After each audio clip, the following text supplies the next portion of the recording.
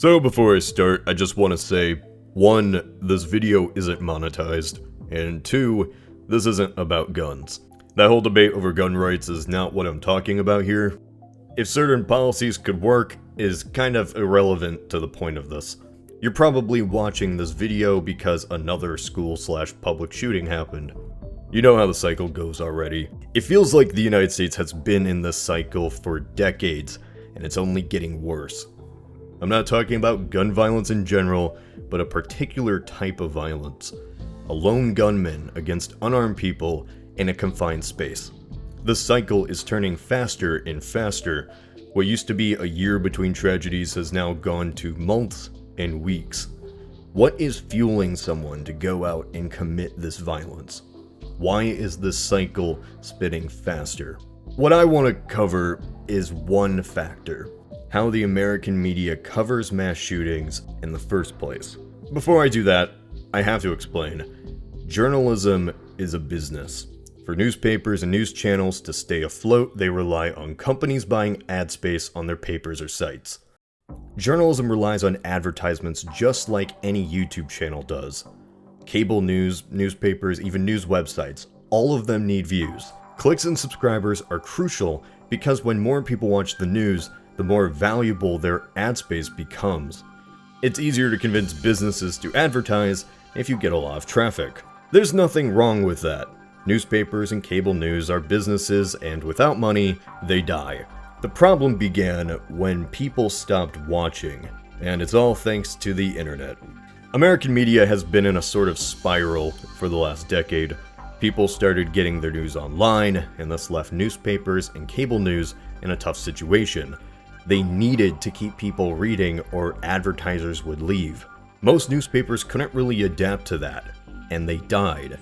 Cable news survived because it's more accessible, but the scare of losing viewers to the internet changed the survivors. It changed the way that cable news works. How do you keep the attention of people who get information online? More and more people are cutting their cable packages, and cable news is feeling that. So what do? They try to make the news interesting and entertaining to watch. And you can't always do that. Sometimes stuff just isn't happening. This is why it seems like CNN and Fox News are just padding for time. They make up dumb and pointless controversies. They have dumb arguments with random people who have a certain credential. And it's because they are padding for time. Most of what Fox News and CNN does is basically just filler until the Cialis commercials. Cable news can't afford to be boring in America. Controversy sells, violence sells, debate sells, tragedy sells. It's horrific events that keep our attention. We need more information to understand tragedy, and cable news fully knows this. And that is why one of the greatest jackpots for media is mass shootings. Shootings provide a who, why, where, and how. They have motives, they have numbers, emotion to them. Information unfolds on an hourly basis, and the media provides that to viewers. But at the same time, viewers are watching advertisements. They contribute to ratings that keep news outlets afloat. So that padding for time takes on a darker side when mixed with shootings. Cable news, which is normally just filler, has something to talk about. Shootings are fantastic rating boosts, and they provide content. For weeks after the shooting, this is why we always see the event talked about in detail. Who the shooter was. This was his face. This was his weapon. This was his social media page. These were his victims. This was his motive. And this is where his kill count is compared to other past shootings. This, by accident, I'd hope, inspires copycats.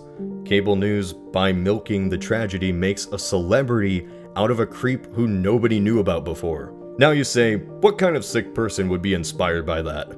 Oh, buddy, go on 4chan and some places on Reddit. Many of them exist. And all it takes is one of them to not care about anything anymore and just want to leave that legacy. This is the problem with showing the killer's face in motivation. It inspires others. It tells creeps on the edge that they'll get the same treatment for doing these acts. Kill count cements a legacy, and the media is keeping score. That's why this video isn't monetized or has shown any killer's specific face, because doing otherwise is profiting off of tragedy. No matter if CNN or Vice or Fox News talks about the gun debate, no matter how much they say these shootings are horrific, at the end of the day, they are getting content. They are profiting off of this. They ask kids right after a massacre how they feel because it helps ratings, and effectively created a brand new trend in America that will be a reliable rating boost every couple months. So, limit guns or don't, I'm not giving my political opinion. I think we can agree that something has to be done about how we talk about shootings in America, but I don't think we will, because for many, tragedy is now profitable.